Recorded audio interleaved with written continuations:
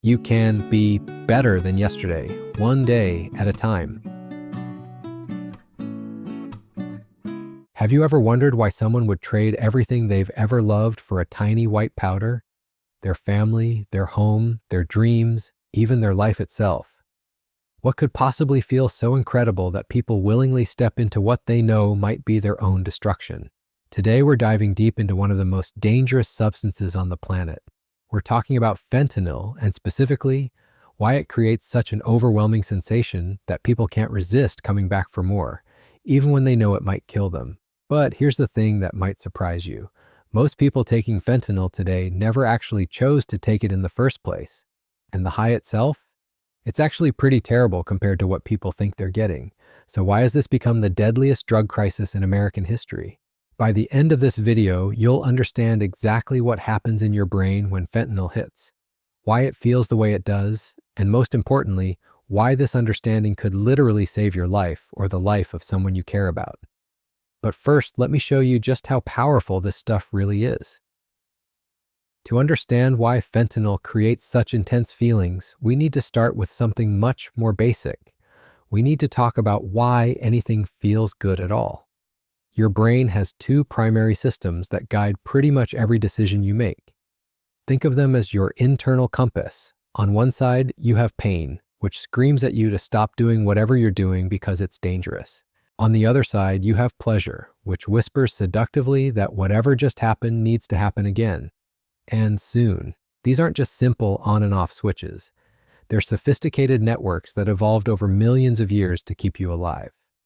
When you taste something sweet, pleasure kicks in because sugar means energy and survival. When you touch something hot, pain jolts you away from potential tissue damage. But here's where things get interesting. Sometimes your brain needs to shut down pain and amplify pleasure at the exact same time. Think about a mother giving birth. The process is incredibly painful, yet immediately after, her brain floods with chemicals that create intense bonding and happiness. Or consider an athlete pushing through exhaustion during competition. Their body finds a way to suppress discomfort while generating feelings of achievement and satisfaction. Nature solved this challenge by creating something remarkable.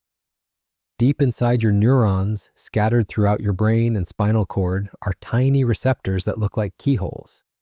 These are called opioid receptors, and when the right key fits into these locks, magic happens.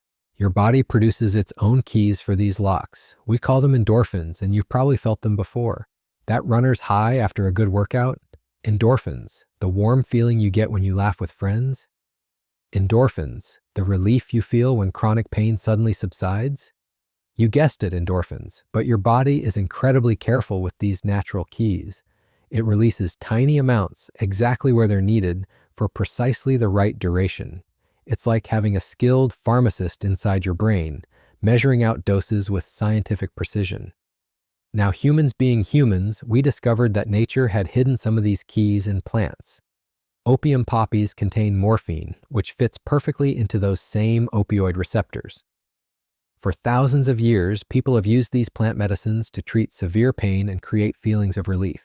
Modern medicine refined these discoveries into a whole family of pain medications: codeine for mild discomfort, morphine for surgical procedures, oxycodone for chronic conditions, each one designed to fit into those opioid keyholes and provide relief when people need it most. But then came heroin, which was originally marketed as a safer alternative to morphine. Spoiler alert, it wasn't.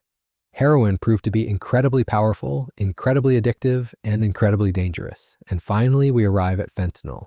Originally created in a laboratory in Belgium in the 1950s, fentanyl was designed to be the ultimate surgical painkiller. It's roughly 50 times more potent than heroin, which might make you think it creates 50 times more pleasure. But that's not how it works at all. See, when we talk about fentanyl feeling good, we need to be really specific about what we mean. Because the truth is, for most people who end up taking it, fentanyl doesn't feel good at all. It feels like drowning in your own consciousness. The high from fentanyl is often described as less euphoric and more sedating than other opioids. Instead of the warm, blissful experience people might expect, users frequently report feeling disconnected, confused, and overwhelmingly sleepy. Many people nod off so completely they're unaware of their surroundings for hours. So if fentanyl doesn't even feel that great, why has it taken over the illegal drug market so completely? Why are people dying from it in record numbers? And most importantly, why do people keep using it once they've tried it? The answers to these questions reveal a much darker story than simple pleasure seeking. They show us how an entire industry has been built around exploiting the most vulnerable people in our society, and how a drug designed to heal has become a weapon of mass destruction. The answer lies in understanding exactly what happens inside your brain when fentanyl crosses into your bloodstream. And trust me, it's both fascinating and terrifying at the same time.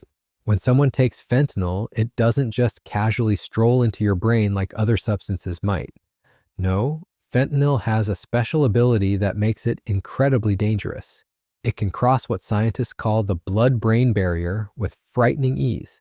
Think of your blood-brain barrier as an elite security system. It's designed to keep harmful substances away from your most vital organ.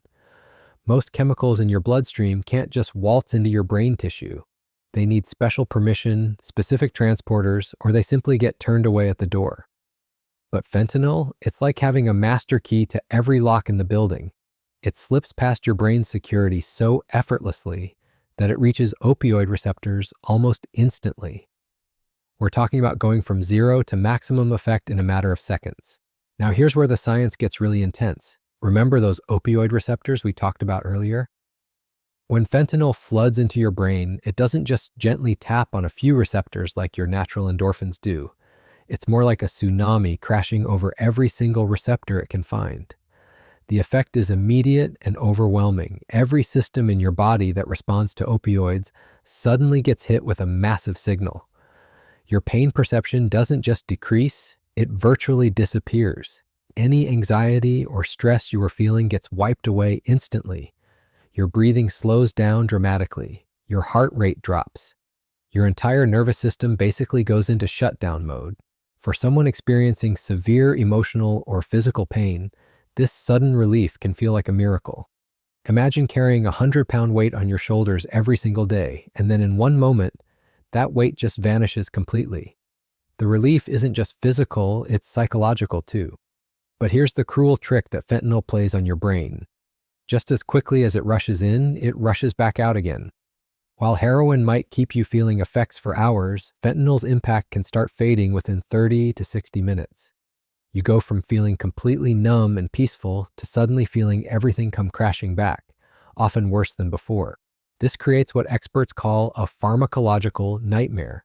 Your brain gets hit with an incredibly intense signal, then that signal disappears almost immediately, leaving your nervous system confused and desperately trying to rebalance itself.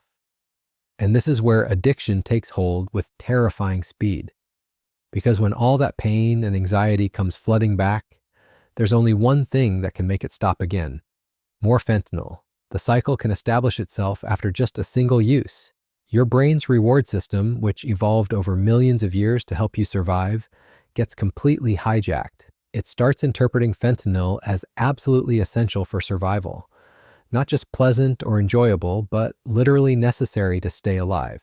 This explains why people who never intended to use fentanyl can become dependent so quickly. Many folks think they're buying prescription pills or other drugs, only to discover later that everything they purchased was mixed with fentanyl. By the time they realize what happened, their brain chemistry has already been altered. The really heartbreaking part is that most people struggling with fentanyl addiction report that it doesn't even feel good anymore after the first few times. They're not chasing pleasure, they're running from withdrawal. They're not trying to get high, they're just trying to feel normal enough to function. But withdrawal from fentanyl is particularly brutal because of how intensely it affects your brain. When someone stops using it, every system that was suppressed suddenly becomes hyperactive. Pain receptors fire constantly, anxiety skyrockets, depression sets in, sleep becomes impossible. The physical symptoms can include severe muscle aches, nausea, vomiting, and diarrhea that can last for weeks. What makes this even more tragic is that fentanyl has essentially taken over the entire illegal drug supply without most users wanting it there. Drug dealers discovered that adding tiny amounts of fentanyl to other substances makes them more addictive, ensuring customers keep coming back. But because fentanyl is so potent, it's incredibly easy to accidentally add too much. We're talking about a substance where the difference between getting high and dying can be measured in grains of salt. 2 milligrams of fentanyl, an amount smaller than a few grains of sugar, can be lethal for someone without tolerance. This explains why fentanyl deaths have skyrocketed even among people who never intended to use opioids at all.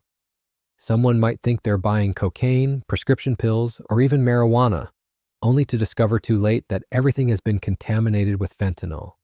The situation has created a public health crisis unlike anything we've seen before. We're dealing with a substance that's incredibly addictive, extremely lethal, and now present in drugs across the entire spectrum of illegal substances.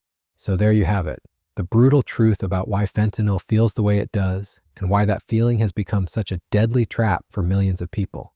We started by asking why someone would trade everything for a tiny white powder, and now you know the answer isn't simple pleasure seeking. It's a perfect storm of brain chemistry, desperation, and an illegal drug market that's been weaponized against the most vulnerable people in our society. Fentanyl hijacks the same reward systems that are supposed to keep you alive and turns them against you. It promises relief from pain and delivers it instantly, but then traps you in a cycle where that relief becomes the only thing that matters. And most tragically, many people never chose to enter that cycle in the first place. The next time you hear about someone struggling with fentanyl addiction, remember what you learned today. They're not weak or morally flawed. They're fighting against one of the most powerful neurochemical hijacking systems humans have ever encountered. If you or someone you know is struggling with substance use, please reach out for help. There are resources available, and recovery is possible even from fentanyl addiction. Understanding how these substances work isn't just academic knowledge. In today's world, it could literally save your life or help you save someone else's.